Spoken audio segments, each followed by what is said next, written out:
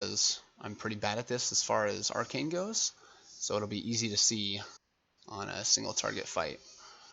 Let's see, we'll go to Nethendra and pick just a random parse, I guess. Pick this one. And what we're going to want to do is we're going to want to check our casts, or check Nelfi's cast. So we select ourselves, then go to casts, and then I'm going to go down here to Nether Tempest, and I'm going to click this side button. And this is going to show me when I casted Nether Tempest. And what you should know about Nether Tempest is it applies a 12-second dot to whoever I put it on, and then its refresh period is at 3 seconds. You can refresh it and it'll go all the way up to 15 seconds, and that's the maximum that you can have it at.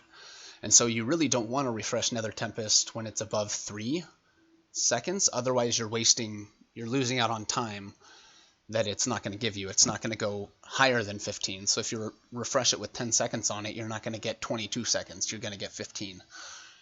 So what you want to be doing is having an interval of somewhere around, like, if obviously perfectly 12 seconds. Every 12 seconds you want to apply this. That doesn't always work out perfectly. So maybe you're looking at possibly every 10 seconds casting Nether Tempest. But what you'll see from up here is that at 6 seconds, I cast Nether Tempest from the opener, but then I cast it again at 10 seconds. And then the next time is 18 seconds. So that was 4 seconds, and that was 8 seconds. This one right here is 10 seconds, looking better. But then it falls off from 28 to 46, so almost 20 seconds I don't cast it, and then I cast it, and then cast it again in 2 seconds, and then cast it again 7 seconds later.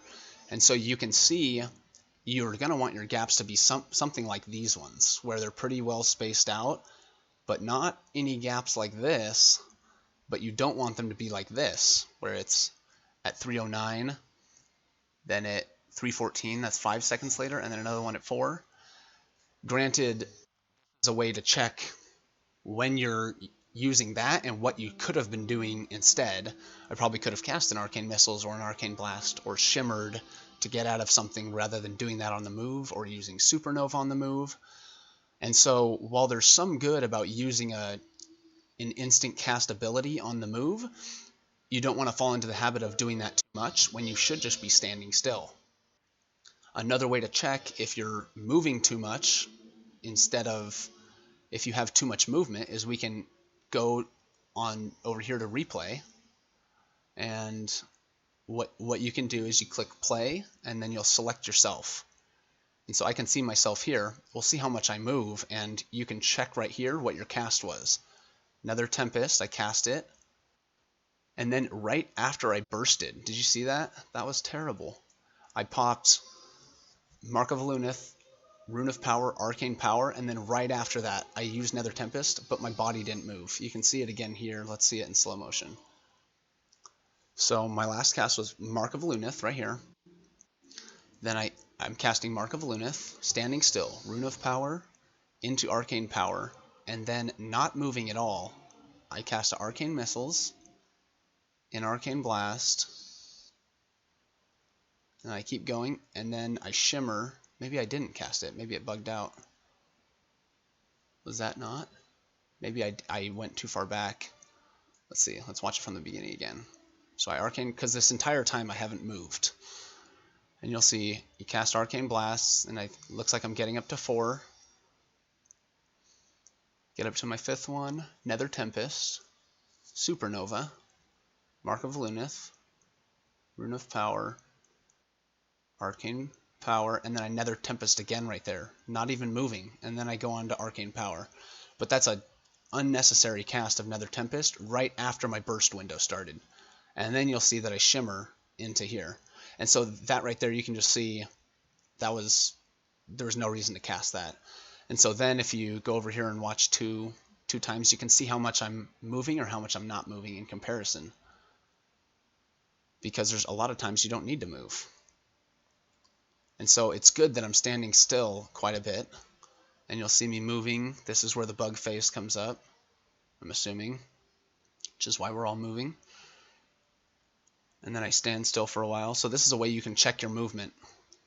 This is going to be really necessary to check for certain classes, such as an Ellie Shaman who doesn't move or doesn't handle movement very well.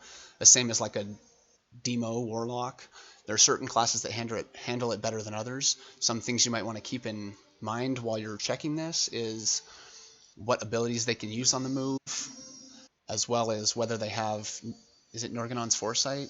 Are the boots that allow you to move after you've stood still for so long? So these are things to keep in mind. You definitely don't want to be moving during your burst if you can handle it.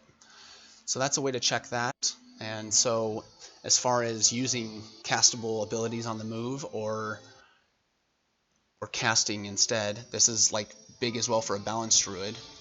Who are they casting Lunar Strike and Solar Wrath a lot, or are they moving way too much and casting their Moonfire and Sunfire on the move and just not standing still to cast abilities that would be better to cast? And so tracking things like that is really important in terms of how well you do as a ranged DPS. So that's one thing. The same thing goes for how you're allocating your resources. So let's go up here and check. I'm trying to think of a class that has so many resources they can allocate that I can show you.